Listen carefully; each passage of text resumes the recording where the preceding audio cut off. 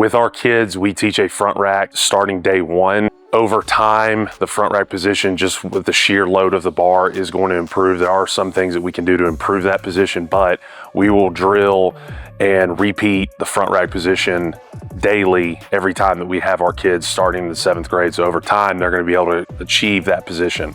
My name is Michael Brinson. I'm here today at elitefts. I'm currently the head strength and conditioning coach at Jackson Academy down in Mississippi. Today we're going to be talking about squat progressions with middle school and high school athletes, and also pull-up and upper body pulling progressions. So the first step we're going to go through in our squat progression is a goblet squat. We can use a dumbbell, we can use a plate, we can use a kettlebell. We will stay on this movement until the athletes are showing proficiency in the things that we are looking for with trunk control, ankle mobility, squat depth, all of those things. Then we will move to a barbell. But with the goblet squat, the big thing that we are looking at is ankle mobility, hip mobility.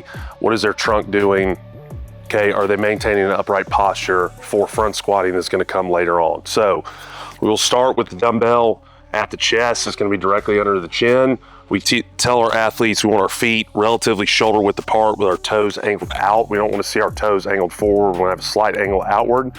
From here, they're going to break at the knees and the hips at the same time. We don't want to see knees forward, and we don't want to see a huge hinge backwards. We want both things to happen at the same time.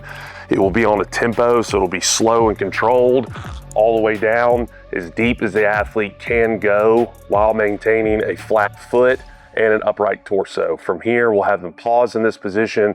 Then when we give them an up command, they will stand and return quickly.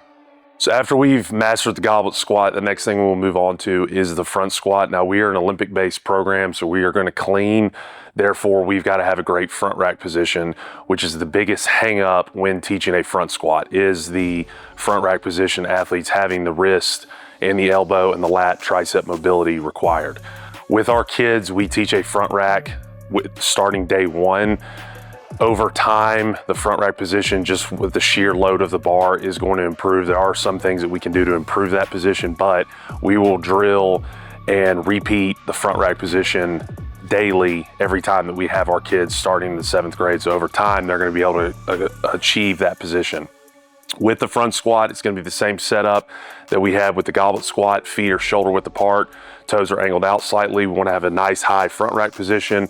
The eyes are always going to be forward. We're not looking up, we're not looking down. We're going to break at the hip and the knee first, slow and controlled on the way down. When we are teaching the movement, we're going to pause in the bottom, looking at our ankle mobility, our hip mobility. Do we have knee cave? Do we not have knee cave? Then on the up command, they're going to stand with speed on the way up. So with the front rack position, we're going to teach it thumb length away from the smooth. Some of our athletes who are bigger or have mobility restrictions may be a little wider than this, but we're going to go thumb length from the smooth generally with everyone. We will address the bar. We will get into the front rack position before we unrack the bar. Elbows are as high as they can get them. Feet are underneath them, just like they're going to squat it out of the rack. We'll stand up at the bar, short walk out, feet are angled out.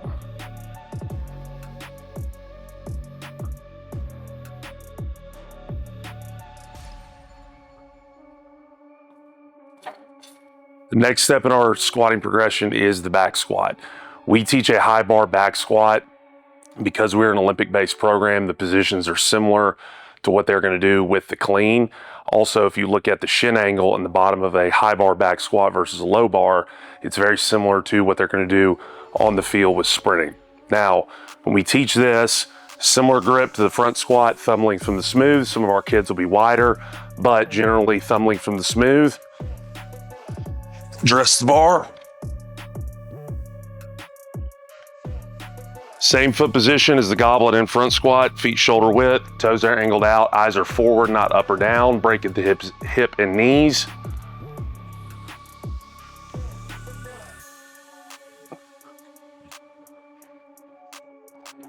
When we are teaching to pull up, a lot of athletes, especially bigger athletes, are going to struggle to be able to do a full pull up, especially early on. So what we are going to do is eccentric only pull-ups, really simple. We're just going to get up on the rack, use the J hooks as a foot support, or you can use a bench. We're going to jump to the top with our chin above, and we're going to lower as slow as possible all the way down till the arms are straight.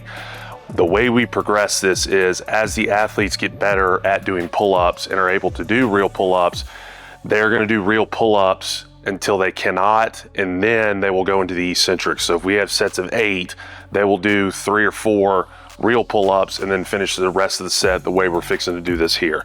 So jump up, chin above,